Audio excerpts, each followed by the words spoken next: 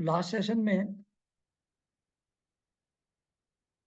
कपिल जी अपनी माता को बता रहे थे कि जिस तरीके से पानी में अगर सूर्य का प्रतिबिंब है तो पानी के टेम्परेचर का, उसकी शीतलता या उष्णता का, उसमें लहरें हैं या शांत हैं, इन चीजों से जो सूर्य स्थित है आकाश में उस पर कोई भी प्रभाव नहीं पड़ता। इसी तरीके से जो ऑल परवेडिंग कॉन्शसनेस है, जो आकाश की तरह सब जगह व्याप्त है, चेतन तत्व, वो आत्मा, तो वो शरीर में, मन में कोई भी प्लेजर या पेन, सुख या दुख, किसी तरीके के विचार, भावनाएं उठती रहें जाती रहें, उठती रहें जाती रहें, उससे उस आत्मा को जो सर्वव्यापी है उसको कोई भी प्रभाव नहीं पड़ता। ये जो सुख दुख का अनुभव होता है, ये तो जो मैं भाव हमारे अंदर है, जो सूक्ष्म शरीर अपने आप को इंडिपेंडेंट एंटिटी मानता है, ये सुख दुख का अनुभव उसको होता है। पर जिसके कारण से ये अंतःकरण या सूक्ष्म शरीर या ये शरीर, स्थूल शरीर, ये एक्टिव जिस चीज के कारण से है, जो इसका अल्टीमेट सोर्स है, उसको कुछ भी फर्क नहीं पड़ता, वो वैसा का वैसा ही रहता है। फिर वो तत्व क्या है, उसको कैसे जाना जाता है, इसके बारे में फिर बताते हैं भगवान कपिल कि जैसे जल में पड़े हुए सूर्य के प्रतिबिंब को, उसका जो रिफ्लेक्शन दीवार के ऊपर आ रहा है, वॉल के ऊपर जो पानी के अंदर से रिफ्लेक्शन आ रहा है, तो दीवार के प्रतिबिंब से पता लगता है कि जल है आसपास में, जहां कोई चमकीली वस्तु है। और फिर जल की तरफ देखेंगे, उसमें प्रतिबिंब दिखेगा सूर्य का, तो उससे सूर्य का अनुमान होगा कि ऊपर सूर्य अवश्य होगा, नहीं तो यह प्रतिबिंब नीचे दिख कहां से रहा है। तो दीवार के रिफ्लेक्शन से जल के प्रतिबिंब का, और जल के अंदर प्रतिबिंब से आकाश में स्थित सूर्य का पता लगता है। ठीक उसी प्रकार शरीर में अपनी इंद्रियां, आंख, कान, नाक में जो भी परसेप्शंस होते हैं, शरीर में कुछ प्लेजर पेन हुआ तो किसको पता है कि ये प्लेजर पेन हो रहा है, ये प्लेजर पेन किसको हो रहा है, तो क्लियरली हमको पता लगता है मुझे हो रहा है।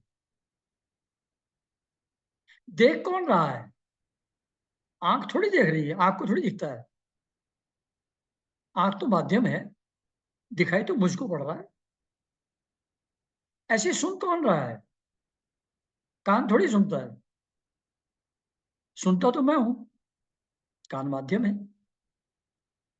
तो शरीर के माध्यम से, इंद्रियों के माध्यम से, और ऐसे ही मन में चिंता का भाव है, सुख दुख का भाव है, कोई डिजायर है, तो ये डिजायर किसको हो रही है, ये सुख दुख का अनुभव किसको हो रहा है, मुझको हो रहा है।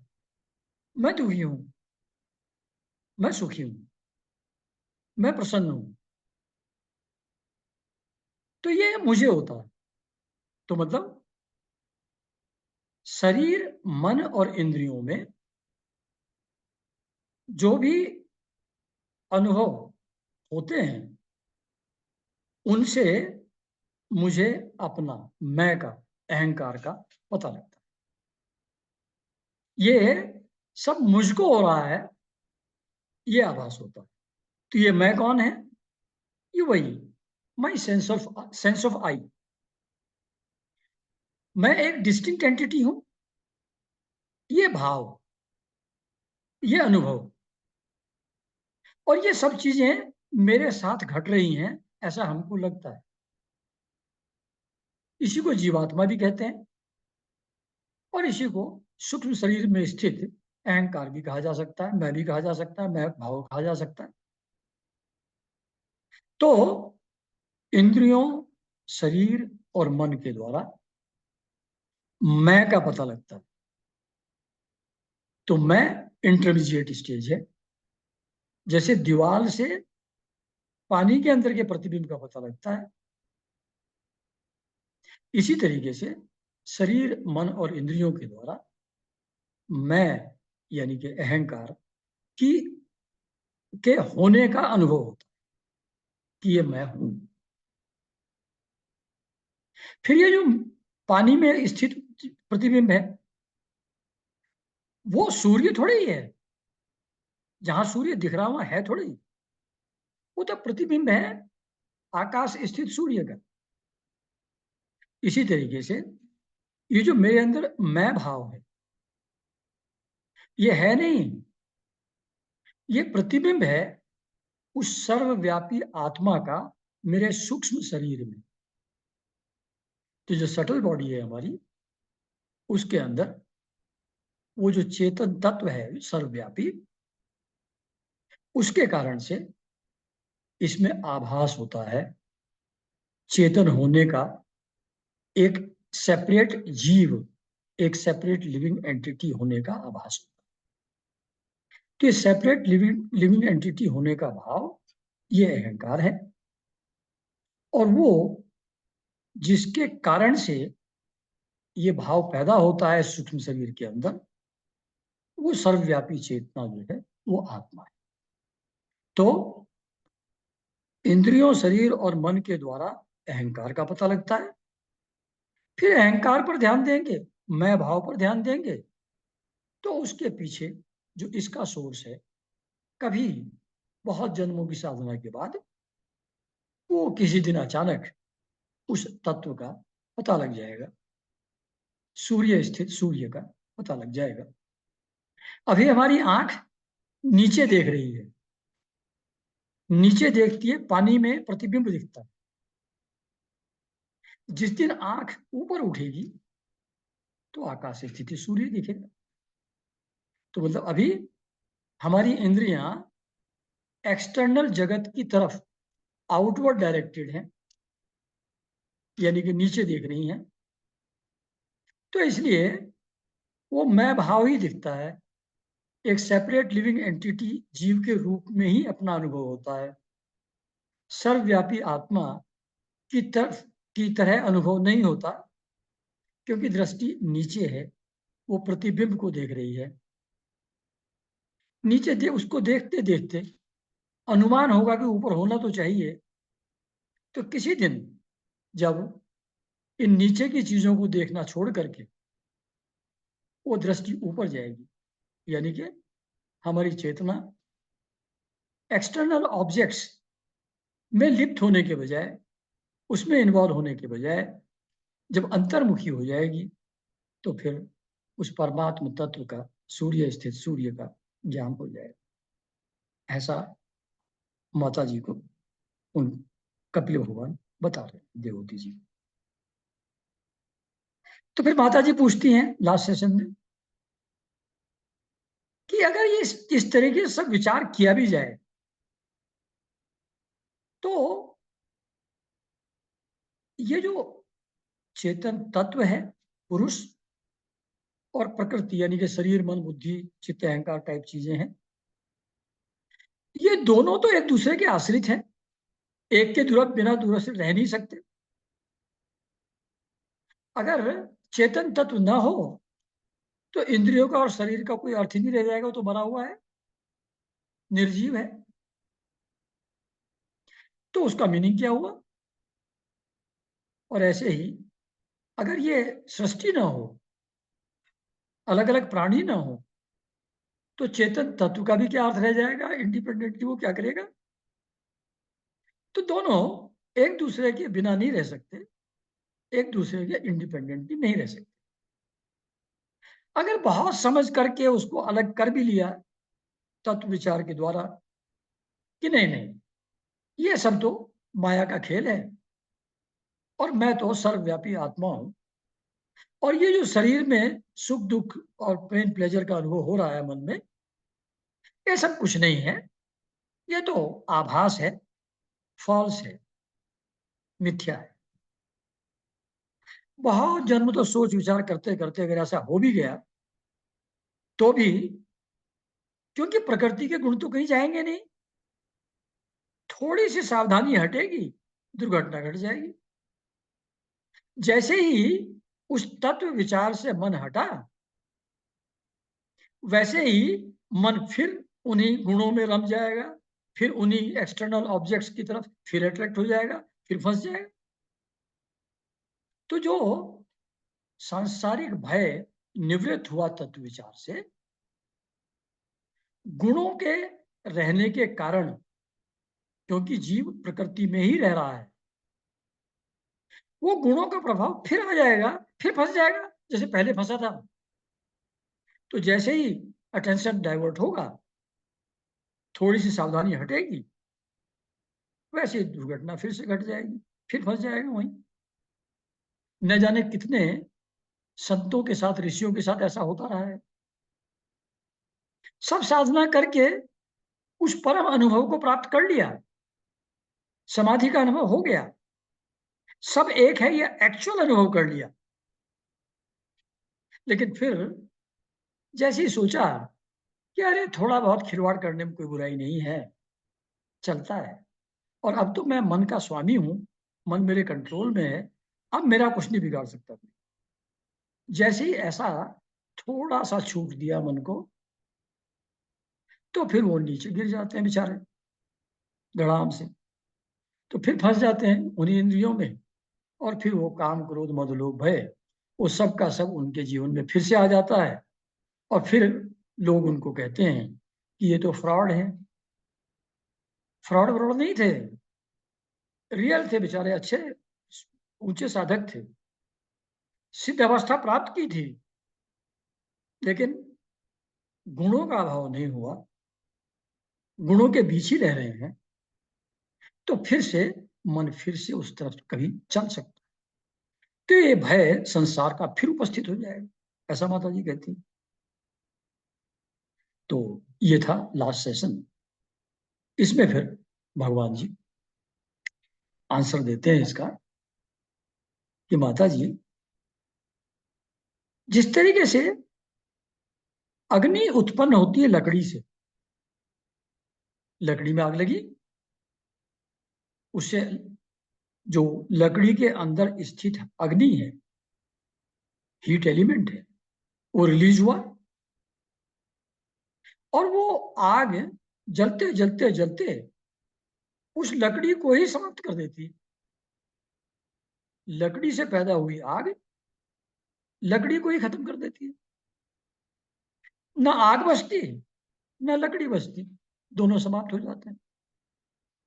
तो कहते हैं इसी प्रकार माता जी, अगर हम निष्काम भाव से अपने स्वधर्म का पालन करेंगे, और निष्काम भाव से धर्म पालन करने के कारण से हमारा जो अंतःकरण है शुद्ध हो जाएगा, यानी कि विषय वासनाओं से मुक्त हो जाएगा, फिर बहुत समय तक भगवत कथा से, भगवत कथा सुनते रहेंगे, और उससे मेरे साधक के अंदर तीव्र भक्ति पैदा हो जाएगी। तो निष्काम भाव से अंतःकरण जब शुद्ध हो जाएगा, भगवत कथा के कारण से जब भक्ति पैदा हो जाएगी, और व्रत नियम को फॉलो करने के कारण से, ध्यान के अभ्यास से, और चित्त को प्रगाढ़ एकाग्रता से, यानी कि माइंड को टोटली फोकस किया है एक पॉइंट पर, ये जब तीनों चीजें करेंगे, निष्काम भाव से कर्म करेंगे, भगवत कथा सुन सुन करके तीव्र भक्ति अपने अंदर पैदा करेंगे, और जब ये ज्ञान से और वैराग्य से, व्रत और नियम को फॉलो करने से, इनसे माइंड भगवान के ऊपर ही फोकस्ड हो जाएगा। जब ये तीन चीजें होती रहेंगी जीवन में, तो पुरुष और प्रकृति जो मिली जुली मालूम पड़ती हैं, तो वो ये अविद्या जिसके कारण से ये एक मालूम पड़ती हैं, अलग अलग होते हुए भी पुरुष प्रकृति का पार्ट दिखने लगता है। पुरुष को सुख दुख का अनुभव जीव के रूप में होने लगता है, अविद्या के कारण से, अज्ञान के कारण से। तो ये अज्ञान धीरे धीरे धीरे धीरे क्षीण होते होते लीन हो जाए। मतलब मैं ये मन, शरीर और बुद्धि हूं। ये जो अविद्या है, ये अविद्या निष्काम भाव से कर्म करने, भगवत कथा को सुनने और ज्ञान और वैराग्य और व्रत और नियमों का पालन करने से धीरे धीरे ये अविद्या समाप्त हो जाएगी, लीन हो जाएगी इन ड्यू कोर्स। जब ये अविद्या कि मैं शरीर हूं, मैं ये मन हूं, मैं बुद्धि हूं, और शरीर और मन में होने वाली चीजें मेरी मुझको हो रही हैं, ये भाव, ये अविद्या चली जाएगी by doing this for a long period. धीरे धीरे कम होती जाएगी, धीरे धीरे कम होती जाएगी। ऐसा नहीं है कि एक बार सुन लिया और खत्म हो जाएगी, एक बार समझ लिया और खत्म हो जाएगी, ऐसा नहीं है। निष्काम भाव से स्वधर्म पालन बहुत लंबे समय तक करना होगा। भगवत कथाओं का श्रवण बहुत लंबे समय तक करना होगा, जिससे भक्ति भाव पैदा हो। और ज्ञान और वैराग्य से रिलेटेड चीजें और व्रत नियमों का पालन बहुत लंबे समय तक करना होगा। तब धीरे धीरे धीरे धीरे करके वो अविद्या, ये अज्ञान धीरे धीरे करके जाएगा over a long period of time. तो धीरे धीरे लीन होगी। जब वो लीन हो जाएगी, तब कहते हैं कि इन सब चीजों में, एक्सटर्नल ऑब्जेक्ट्स के भोग में, जो जब दोष दिखने लगेगा, मतलब दीज आर ऑल एंटेंगलमेंट्स, ये सब बंधन है, ये सब दुख के कारण हैं। ये जब दिखने लगेगा कि जो बाहर अट्रैक्शन दिख रहा है चीजों में, वहां एक्चुअली कुछ है नहीं। अल्टीमेटली इसका जो रिजल्ट है वो दुख ही होता है, दोष युक्त है ये। तो नित्य प्रति दोष दिखने के कारण ये जो भोग कर त्यागी हुई है प्रकृति, मतलब भोग कर त्यागी हुई प्रकृति, ऐसे ही त्याग नहीं होता। भोग के प्रोसेस से गुजरता है आदमी, और भोग भोग करके पाता है कि नहीं, बहुत करके देख लिया, मिला तो कुछ नहीं, है तो बेकार। ऐसा जब दोष दिखने लगता है प्रकृति के गुणों के वो इंजॉयमेंट में, और उस दोष को देख करके उन चीजों का त्याग जब व्यक्ति कर देता है, तो और अपने स्वरूप में स्थित हो जाता है, प्रकृति का दोष दिख करके त्याग किया कि नहीं, इसमें कुछ नहीं रखा है, कोई दम नहीं है इसमें। तो जो दोष दिखने के कारण से भोग कर त्यागी हुई प्रकृति, भोग के द्वारा एक्चुअली जाना, आग में हाथ डाल के एक्चुअली पता लगा कि जलता है, नहीं डालना है, जब ऐसा करके उससे दूर हो जाता है, उसका त्याग कर देता है और स्वतंत्र अपने रूप में स्थित हो जाता है, तो ऐसे पुरुष का फिर प्रकृति कुछ नहीं बिगाड़ सकती, है ना। तो सिर्फ इंटेलेक्चुअल नॉलेज से नहीं, भोग कर त्यागी हुई, दोष दिखने से भोग कर त्यागी हुई प्रकृति से फिर फ्री हो जाता है। फिर वो प्रकृति उसका कुछ नहीं बिगाड़ सकती। ही नोज कि इसमें कुछ नहीं रखा है, बेकार है। फिर कहते हैं कि जैसे सोए पुरुष को, आदमी सोया हुआ है, स्वप्न में पता नहीं कितने सारे कॉम्प्लिकेशंस होते हैं जीवन में, उनका सबका अनुभव होता है। लेकिन जैसे जग पड़ता है आदमी, तो फिर उस अनुभव से उसको इफेक्ट नहीं रहता, बाद में अटैचमेंट नहीं रहता, उससे कोई मोह नहीं रहता।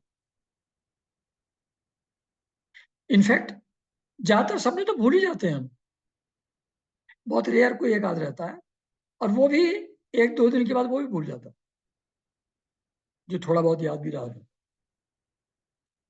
तो ये स्वप्न में जो सुख दुख का बहुत भयंकर फंसे होने का बड़ा झंझट मालूम पड़ता है, अनेक अनर्थों का जो अनुभव होता है आदमी को स्वप्न में, लेकिन जगने के बाद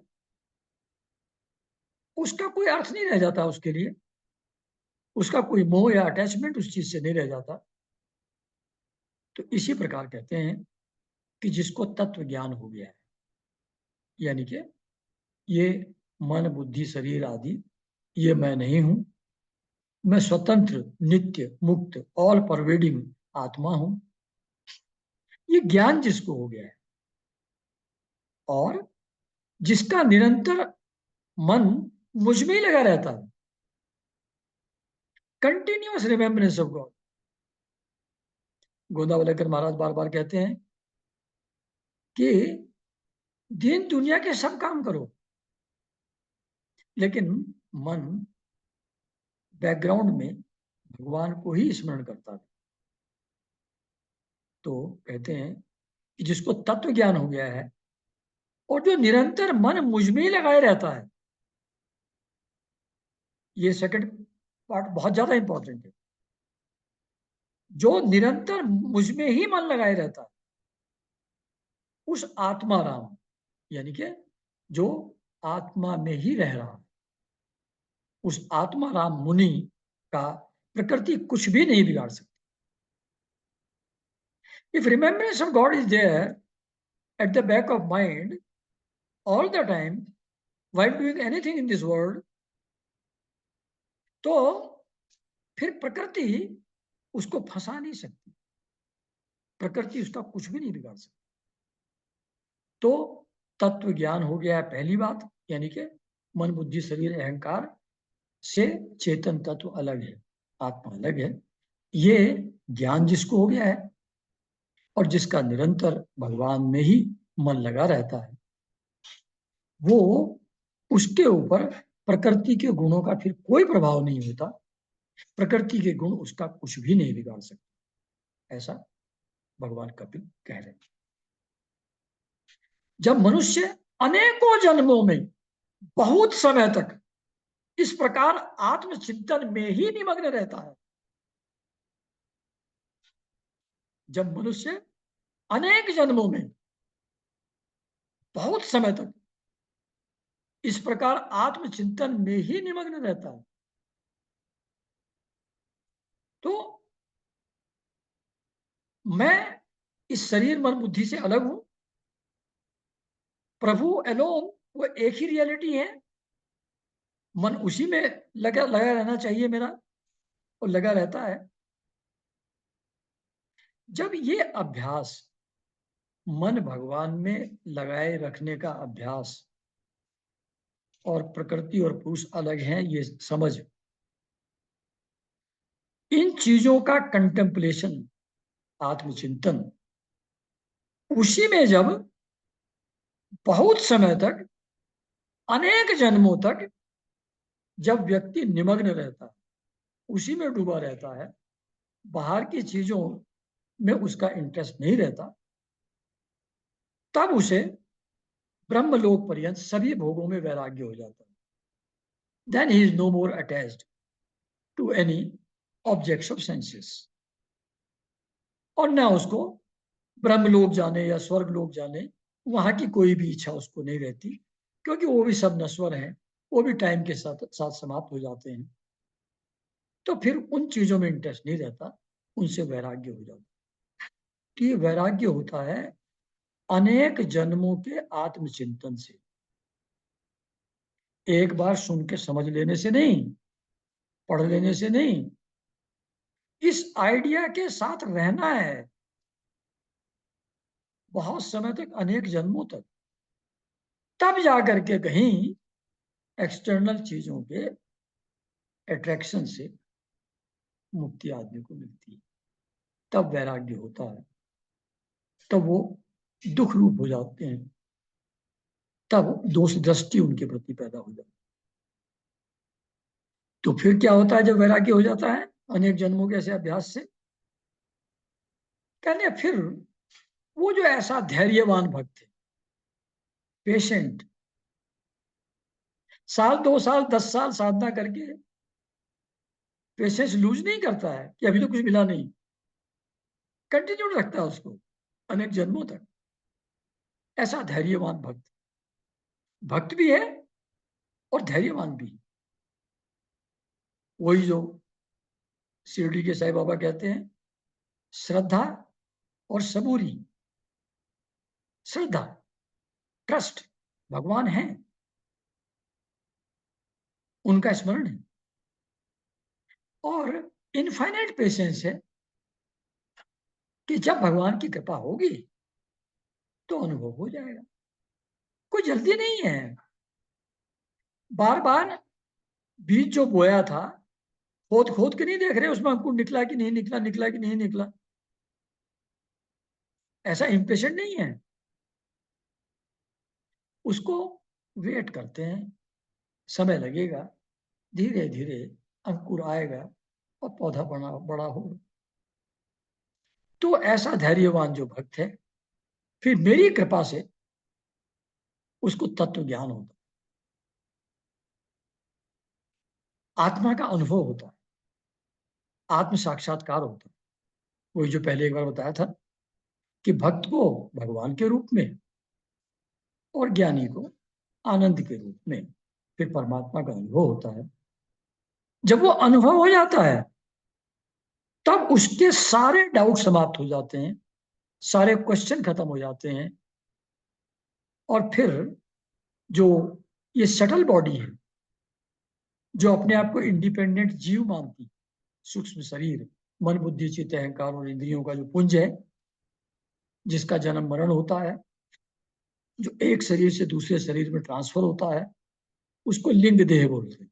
लिंग देह, सूक्ष्म शरीर, सटल बॉडी। तो उसके सारे डाउट खत्म हो जाते हैं, सारे संशय निवृत्त हो जाते हैं, लिंग देह का नाश हो जाता है, और फिर वो मेरे आश्रित रह करके, सिर्फ मेरे ही स्मरण में डूबे रह करके अपने स्वरूप भूत कैवल्य संज्ञक मंगलमय पद को सहज में ही प्राप्त कर लेता है, बड़ी आसानी से। ऐसे मजाक करते हैं, है ना? इतना सब इतने साल तक, इतने जन्मों तक करने के बाद फिर कहते हैं कि जब ये सब हो जाएगा, धैर्यवान भक्ति इतने साल तक करता रहेगा, फिर उसके सारे डाउट खत्म हो जाएंगे, और फिर उसका लिंग देह जो है सूक्ष्म शरीर, उसका भी नाश हो जाएगा, और फिर मेरे ही आश्रित वो रहेगा। और फिर उसको, जिसको कैवल्य कहते हैं, कैवल्य मीन्स केवल, एक, ओनली दैट, दैट वन, वो जो वन है वही मेरा मंगलमय पद है, वही मेरा अबोध है। वो उसको सहज में ही प्राप्त कर लेता है मेरी कृपा से। और जब वहां पहुंच जाता है वो धैर्यवान भक्त या योगी, वो फिर लौट करके इस संसार में वापस नहीं आता है जी। तो इतना आसान तरीका बताया, तो इसको करते रहो तो हो जाएगा, मतलब है? फिर कहते हैं आगे कि माता जी, यदि योगी का चित्त योग साधना से बड़ी हुई, कहते हैं इसमें एक डेंजर और है। ये जब सब करोगे, जो ऊपर बताया गया है, अनेक जन्मों तक करते रहोगे, तो उसमें एक चीज और होती है। कहते हैं उसमें बहुत सारी सिद्धियां मिलती हैं, आती हैं उसके पास। तो दूसरे के मन की बात जान लेना, पास्ट प्रेजेंट फ्यूचर की सभी बातों का ज्ञान हो जाना, किसी दूसरे के शरीर में प्रवेश कर जाना, इस शरीर ये शरीर का एक जगह से दूसरी जगह कहीं भी ट्रांसपोर्ट हो जाना, एक ही जगह एक ही शरीर 5-10 अलग अलग जगह दिखाई पड़ना, और प्रकृति को एब्सोल्यूट कंट्रोल करके कुछ भी चेंज कर देना। बारिश हो रही है, अगर बोल दिया कि बंद, तो बारिश बंद हो जाना, प्रकृति का कंट्रोल। और आग जल रही है और उसमें जलने जा रहा है आदमी, वो उसकी शक्ति को भी समाप्त कर सकते हैं। तो मतलब ये सारी सिद्धियां, ये सारी पावर्स जब इस प्रोसेस से गुजरते हैं, तो ये सारी सिद्धियां एक एक करके उस व्यक्ति के पास आती हैं। तो योगी के पास ये सब सिद्धियां आएंगी ड्यूरिंग द प्रोसेस ऑफ साधना। अगर इसमें न फंसे, तो फिर मेरा अविनाशी परम पद उसको प्राप्त होगा। इसमें फंस गया, तो फिर वहीं से छीन हो जाएगी सब एनर्जी जो है, और फिर इसी दो दुनिया में फंस फंस जाएगा वापस। तो इतना सब करो, वैराग्य की उत्पत्ति होगी, उसके बाद भगवान की कृपा होगी, कृपा से मंगलमय पद मिलेगा भगवान का। उस समय बहुत सारी सिद्धियां आएंगी, उन सिद्धियों को इग्नोर करना है, उनको यूज नहीं करना है। इस गलत फहमी में नहीं पड़ना है कि इस संसार में इतने दुखी प्राणी हैं, इनका उद्धार करना मेरा कर्तव्य है। ये भगवान की पावर्स मुझको इतनी मिली हैं, they should be use for public welfare. जो लोग आए, उनकी समस्याओं का समाधान करना है। इन चीजों को दूसरों के प्रति यूज करोगे तो थोड़ा कम खतरा है, और इन्हीं को अपने लिए यूज करना अगर शुरू किया सिद्धियों को, तो तब तो सत्यानाश हो जाएगा।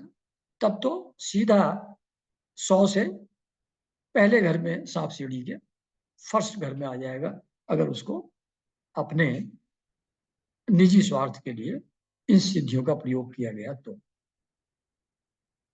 तो ये बताया कपिल भगवान ने। तो अल्टीमेटली कहा क्या है कि निष्काम भाव से अपने धर्म का पालन करो, भगवत कथा का श्रवण करो, उससे भक्ति प्राप्त करो, और ज्ञान वैराग्य व्रत नियम आदि को समझ करके फॉलो करो। इसके द्वारा भगवान का स्मरण करो एकाग्र मन से। जब ये सब हो जाएगा और बाहर के ऑब्जेक्ट्स में दोष दृष्टि हो जाए, यानी कि समझ में क्लियरली आ जाए कि ये सब बंधन का और झंझट का कारण है, इससे कोई सुख और आनंद की अनुभूति नहीं होती, ये समझ में जब आ जाएगा, तब वैराग्य हो जाएगा एक्सटर्नल ऑब्जेक्ट से।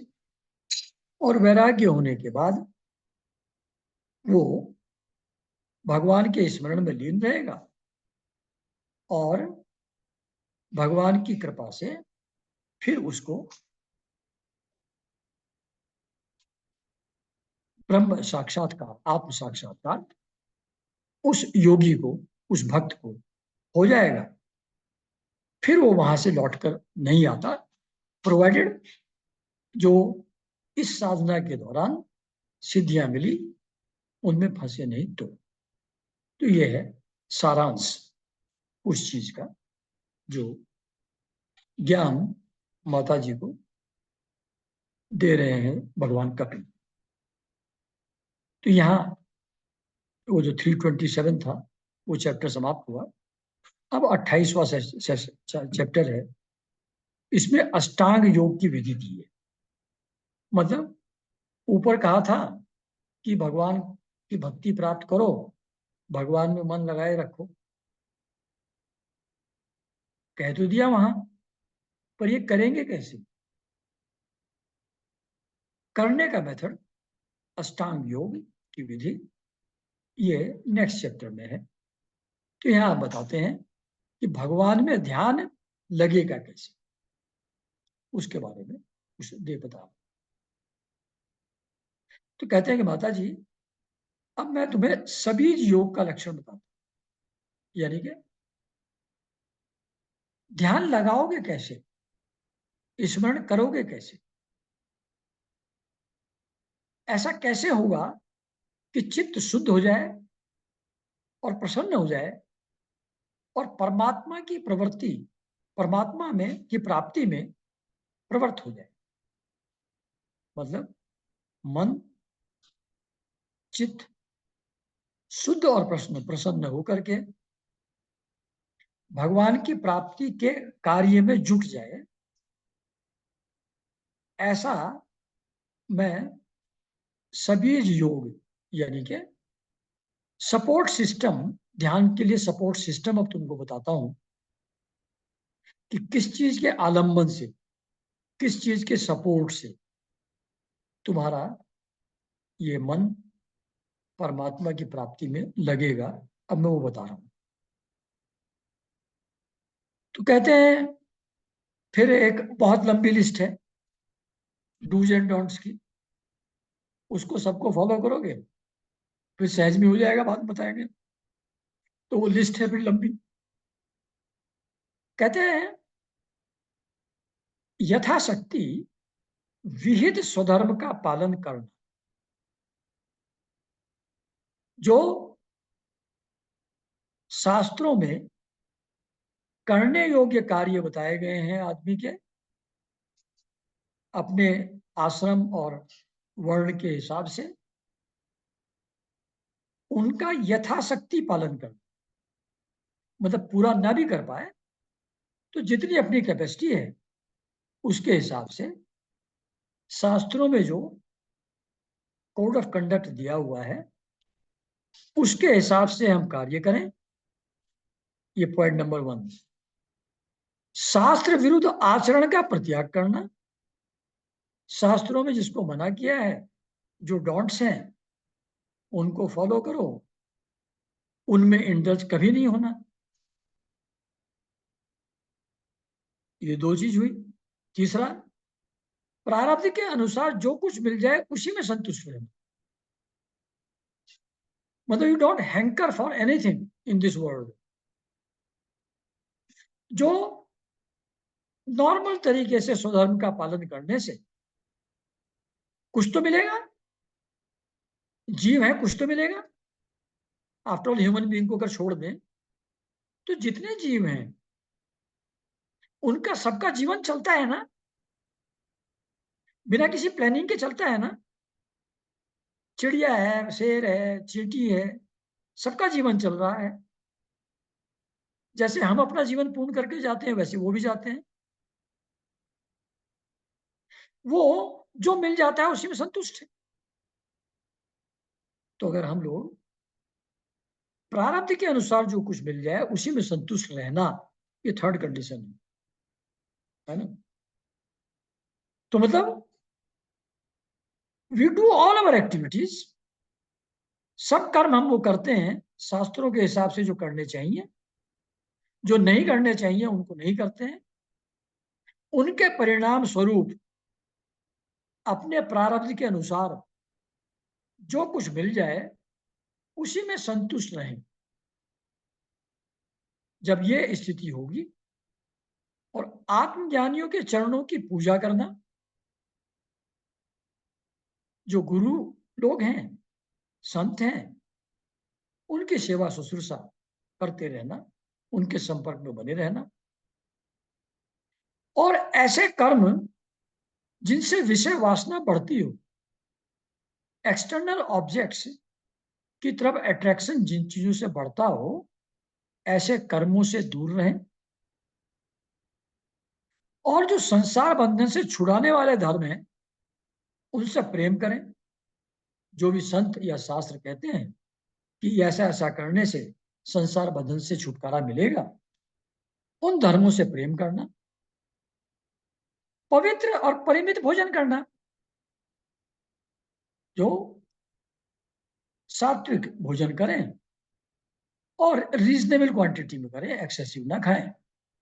तो पवित्र और परिमित भोजन करना यानी कि स्वाद के हिसाब से ना खाएं, जीवन चलाने के लिए जो जरूरी है, जो शरीर को सूट करता हो वही खाएं।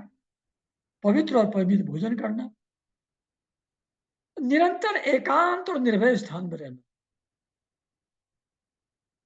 ऐसे फालतू गप सड़ाका मारने के लिए इधर उधर भटकना नहीं, इधर उधर मिलने जुलने जाने की जरूरत नहीं है। निरंतर एकांत और निर्भय स्थान में रहना, ये छोटी छोटी कंडीशंस हैं, इनको फॉलो करेंगे तब मिलेगा भगवान। तो निरंतर एकांत और निर्भय स्थान में रहना, हमेशा अकेले ही रहना, मन वाणी और शरीर से किसी जीव को न सताना। ऐसे ही बहुत से लोग कहते हैं भाई हम तो साफ बात करते हैं, अब किसी को बुरा लगे तो बुरा लगे, हम तो सच्ची बात करते हैं। तो वाणी का प्रयोग दूसरों को कष्ट पहुंचाने के लिए किया जा रहा है।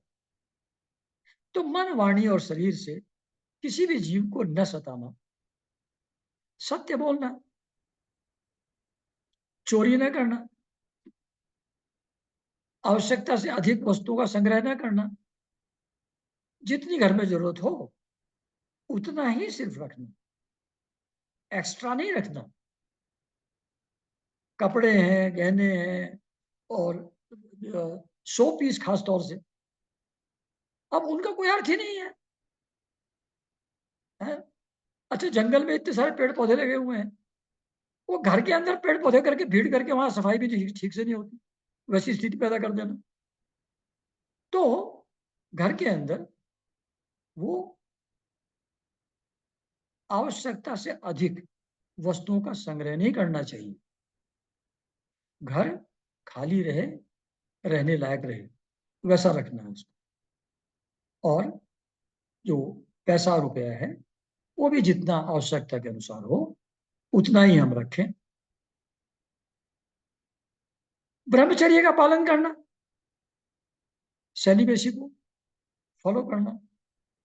जो मैरिड लोग हैं वो अगर अपनी पत्नी के साथ ही लिमिटेड संपर्क रखते हैं,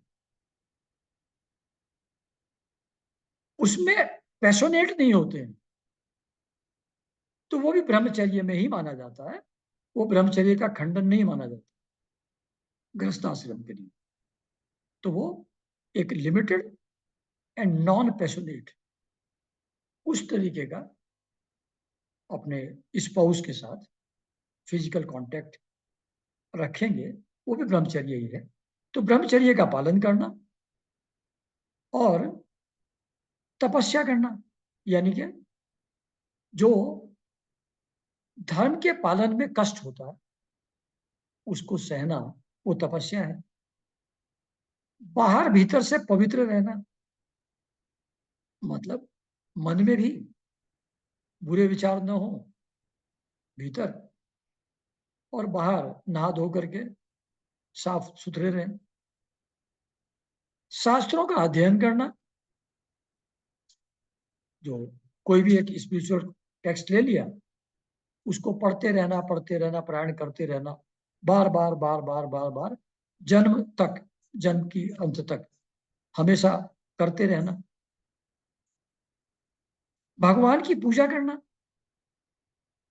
वाणी का संयम रखना, उतना ही बोले जितना जरूरी हो, बिना मतलब ना बोले। अब गए थे बाहर, देखा नई बिल्डिंग बन रही है, अब घर आकर के पता नहीं क्या जरूरत है कि वहां एक नई बिल्डिंग बननी शुरू हो गई है। अब इससे क्या फायदा है, व्हाट्सएप में नहीं है?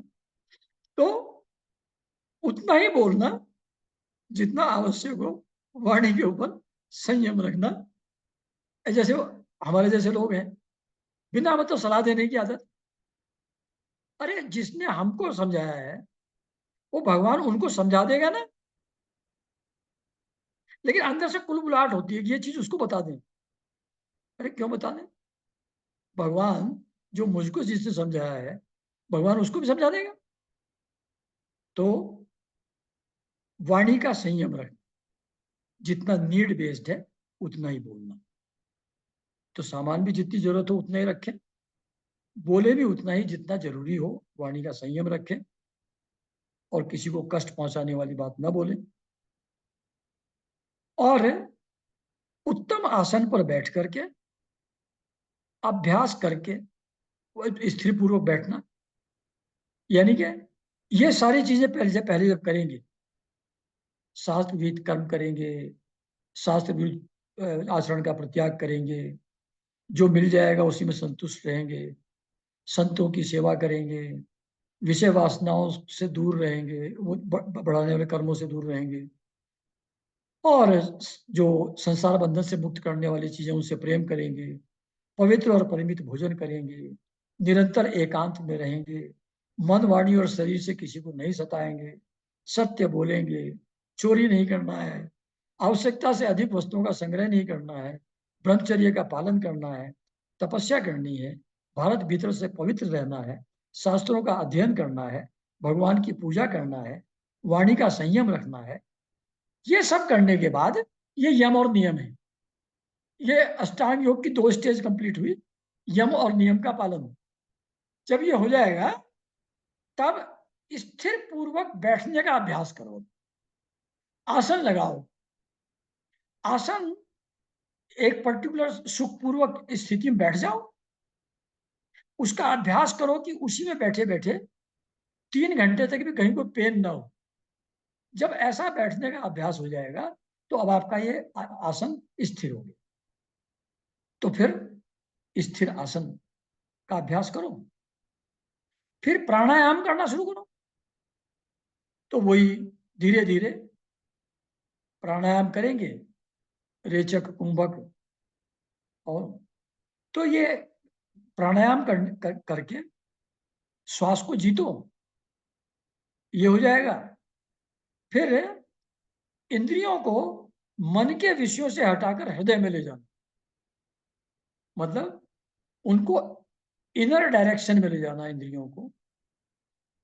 आंख कान बाहर की तरफ ना देखे सुने, अंदर की तरफ ही उसका ध्यान रहे। ऐसा एकांत स्थान में बैठ करके जब ऐसा अभ्यास करेंगे, और जो 6 केंद्र हैं, सेंटर है, 6 नहीं 7 सेंटर, मूलाधार, स्वादिष्ठान, अनाहत चक्र एक्सेट्रा, उनमें से किसी एक पर ध्यान लगाएंगे, उस पर प्राण को स्थित करेंगे किसी एक चीज में, और निरंतर भगवान की लीलाओं का चिंतन वो चलते रहना चाहिए, चित्त उसी में लगे रहना चाहिए। तो इन सब चीजों को करके और व्रत दान आदि जो दूसरे साधन हैं उनसे भी प्राणों को जीत करके बुद्धि के द्वारा अपने कुमार्गामी दुष्ट चित्त को धीरे धीरे एकाग्र करे और परमात्मा में ध्यान लगा। इतना सारे प्रोसेस के बाद ये जो कुमार्गामी है, गलत रास्ते पे जो चलने की नेचुरल टेंडेंसी मन की है, उसको धीरे धीरे बुद्धि के द्वारा कंट्रोल करें, मन और इंद्रियों को, और उस चित्त को हृदय में स्थित कर लें, एकाग्र करके अपने हृदय में, फिर धीरे धीरे तब परमात्मा में ध्यान लगाएं इसके बाद। चलिए, तो आरंभ में पूरक, कुंभक, रेचक आप लोग जानते ही हैं। पूरक मीन्स इनहेल करना, कुंभक मीन्स रोकना, रेचक मीन्स सांस बाहर निकालना। तो एक पर्टिकुलर वे में सांस अंदर लिया, थोड़ी देर रोका, फिर बाहर निकाला, या उल्टा भी कर सकते हैं, पहले बाहर निकाला, फिर बाहर ही रहने दिया, थोड़ी देर रुके रहे और फिर सांस अंदर लिया। इस प्रकार के प्राणायाम के द्वारा जो प्राण का मार्ग है उसका शोधन करें। इसको साधन करेंगे स्थिर आसन में बैठ करके, इस तरीके से प्राणायाम करके। जब चित्त स्थिर और निश्चल हो जाएगा, तब तब क्या होगा कि जिस प्रकार वायु और अग्नि से तपाया हुआ सोना अपने मल को त्याग देता, उसी प्रकार योगी प्राण वायु को जब जीत लेता है तो उसका मन बहुत शीघ्र शुद्ध हो जाता है। ये सब करके बहुत शीघ्र शुद्ध हो जाएगा जब इस तरीके का सब चीजें फॉलो करेंगे लाइफ में और आसन प्राणायाम करेंगे। तब जैसे तपाया हुआ सोना मल को त्याग देता है, अशुद्धि को, इम्प्योरिटीज को अलग कर देता है, ऐसे मन शुद्ध हो जाता है। उसके विषय वासनाएं, विकार सब दूर हो जाते हैं और मन शुद्ध और शांत हो जाता है। तो इसलिए योगी के लिए ये जरूरी है, उचित है कि वो प्राणायाम से वात पित्त से जो दोष पैदा होते हैं उनको दूर कर दे। धारणा से, यानी कि भगवान के किसी भी ऑब्जेक्ट के एक चीज पर ध्यान लगाने से, इसको धारणा कहते हैं, थोड़ी देर के लिए धारणा से पाप को दूर करें। प्रत्याहार यानी कि इंद्रियों और मन को बाहर की तरफ से हटा करके अंदर की तरफ लाना, उसको प्रत्याहार कहते हैं। जैसे सुना होगा ना आप लोगों ने, यम नियम आसन प्राणायाम प्रत्याहार, धारणा ध्यान समाधि, ये 8 होते हैं ना अष्टांग योग के। तो प्रत्याहार से विषयों के संबंध को, मतलब मन को बाहर के ऑब्जेक्ट से हटा करके अंदर की तरफ किसी चीज पर लगाना, किसी एक चीज पर ध्यान को फोकस करना, वो प्रत्याहार है। फिर ये धारणा जब बढ़ेगी प्रत्याहार के द्वारा, तो फिर ध्यान में चला जाएगा आदमी। तो ध्यान से राग द्वेष जैसे दुर्गुणों को दूर करें। तो योगी को क्या करना चाहिए, ये सारी मेथोडोलॉजी फॉलो करके जो ऊपर से बताया है, उससे प्राणायाम से वात पित्त से पैदा होने वाले यानी कि शारीरिक कष्ट समाप्त होंगे। धारणा से पाप वासनाएं समाप्त होंगी। प्रत्याहार से और ध्यान से राग और द्वेष से मुक्ति होगी मन की। ये प्रोसेस योगी फॉलो करेगा। जब योग का अभ्यास करते करते चित्त निर्मल और एकाग्र हो जाए, अब निर्मल हो गया मन ये सब करने के बाद, और चित्त जो है एकाग्र हो गया, एक ही चीज पर भगवान पर फोकस हो गया। अब किसी चीज में लगाएं, किसी एक चक्र पर लगाएं तो वही रहता है। जब स्थिति ये पैदा हो जाए, तब क्या करना है, फिर एकाग्र होकर के नासिका के अग्रभाग, टिप ऑफ नोज, नासिका के अग्रभाग पर दृष्टि जमा कर दोनों आंखों को से इस नाक की टिप को देखने का प्रयास। नासिका के अग्रभाग में दृष्टि जमा कर इस प्रकार भगवान की मूर्ति का ध्यान। अब बताएंगे कि भगवान की मूर्ति का ध्यान अब कैसे करना है। अब ध्यान की स्थिति में योगी पहुंचेगा इतने सारे प्रोसेस फॉलो करने के बाद।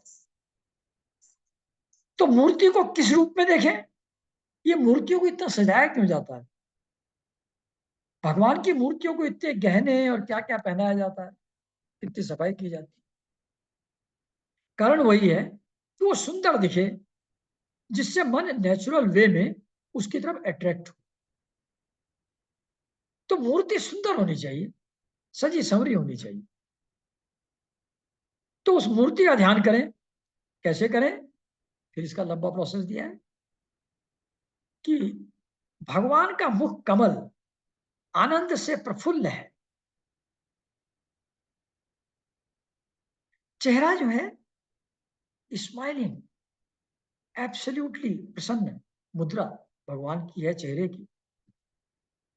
नेत्र कमल कोश के समान रत्नारे हैं। शरीर नील कमल दल के समान श्याम है। हाथों में शंख चक्र और गदा आदि धारण किए हुए हैं। तो भगवान का प्रफुल्ल चेहरा है। नेत्र कमल के कोश की तरह सुंदर है। शरीर नील कमल की तरह श्याम है। हाथों में वो शंख चक्र और गदा धारण किए हुए हैं। इस रूप में भगवान की मूर्ति को देखें।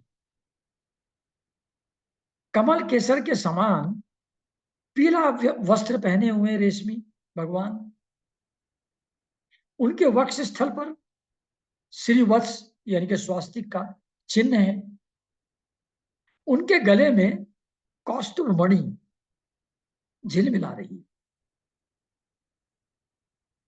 वनमाला चरणों तक लटकी हुई है। तुलसी की माला है, दूसरे जो भी जंगल में प्राप्त स्वतः प्राप्त फल फूल हैं, पत्ते हैं, उनकी माला बनी हुई है। वनमाला चरणों तक लटकी हुई है। इतनी लंबी माला पहने हुए हैं भगवान। उसमें इतनी सुगंध है उस माला में कि मतवाले होकर के भौरे गुंजार कर रहे हैं, उसी के चारों तरफ मंडरा रहे हैं। ऐसा ध्यान करें, भगवान हैं, ऐसे सुंदर रूप है, ऐसी माला पहने हैं, वैसे भौरे वहां उस चारों तरफ उसके गुंजार कर रहे हैं। हर बॉडी के पार्ट में, अंग प्रत्यंग में बहुमूल्य हार, कंकण यानी कि कंगन, किरीट, मुकुट पहने हुए हैं। भुजाओं में भुजबंद पहने हुए हैं और पैरों में नुपुर पहने हुए हैं। ऐसे सारे आभूषणों से भगवान सुसज्जित हैं। कमर में करधनी की लड़ियां शोभा पा रही हैं और भक्तों के हृदय कमल ही उनके आसन है। उन दर्शनीय श्याम सुंदर स्वरूप अत्यंत शांत एवं मन और नयनों को आनंदित करने वाला, ऐसा उनका रूप है। उनकी अति सुंदर किशोर अवस्था है। वही 16, 17, 18 साल के सुकुमार है भगवान। उस रूप में दर्शन करना है। भक्तों पर कृपा करने के लिए आतुर हो रहे हैं, ऐसा उनकी पूरी बॉडी लैंग्वेज और चेहरे से ऐसा लगता है, as if he is going to grace every bhakt, every devotee. ऐसे भगवान का मन में ध्यान करें। बड़ी ही मनोहर झांकी है उनकी, और ये भगवान सभी लोगों के द्वारा वंदित है। सभी लोग इनकी वंदना करते हैं। उनका यश जो है परम कीर्तनीय है। यानी कि उन्होंने जो लीलाएं की, जो जो कर्म भगवान ने अवतार लेकर के किए, उनका गुणगान करना, उनका परम यश कीर्तनीय है। वो जो बहुत ज्यादा यशस्वी राजा हुए हैं, राजा बलि जैसे, उनके यश को भी वो बढ़ाने वाले हैं। उनका यश इतना है कि वो राजा के बलि के यश को भी बढ़ाने वाला। तो ऐसे नारायण देव भगवान के संपूर्ण अंगों के सहित तब तक चित्त में ध्यान करें जब तक वो वहां से हटे नहीं। यानी कि उस मूर्ति का ध्यान करते रहेंगे, करते रहेंगे, करते रहेंगे। एक स्टेज आएगी जब वो वहां से ध्यान हट जाएगा।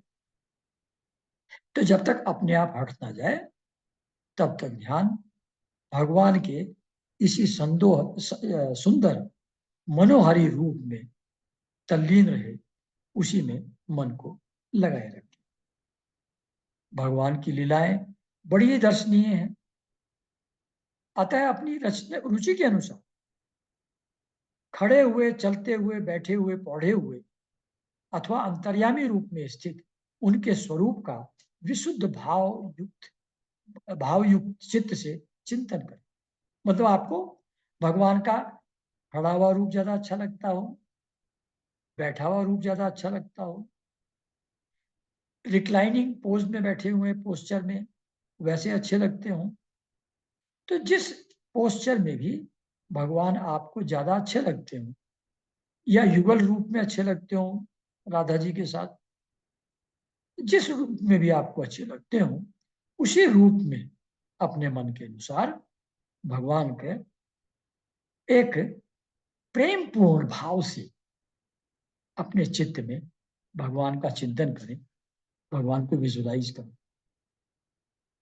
इस प्रकार योगी जब अच्छी तरह देख ले कि चित्त जो है वो भगवान के रूप में लग गया है, पूरा रूप भगवान का अत्यंत सुंदर, अत्यंत कमनीय दिख रहा है, मन प्रसन्न है, आनंदित है उस रूप को देख करके। जब ऐसा पूर्ण भगवान के विग्रह में, पूरे शरीर में जब मन ऐसा लग जाए, तब उसको वहां से हटा करके फिर धीरे धीरे एक एक अंग में लगा, मतलब एक एक पार्ट, बॉडी पार्ट जो भगवान के हैं, फिर पूरे से हटा करके एक एक पे ले जाए। फिर वो एक एक में कैसे करना है वो फिर और आगे दिया हुआ है, मन कैसे लगाना है भगवान में। तो वो अब क्योंकि अभी समय समाप्त हो गया है, तो ये यहाँ पर इसको कंटिन्यू करेंगे नेक्स्ट संडे, कि एक एक अंग में भगवान लगा, मन लगा करके फिर आगे ध्यान कैसे बढ़ेगा, ये नेक्स्ट संडे बताएंगे। ठीक है, तो चलिए सबको नमस्कार।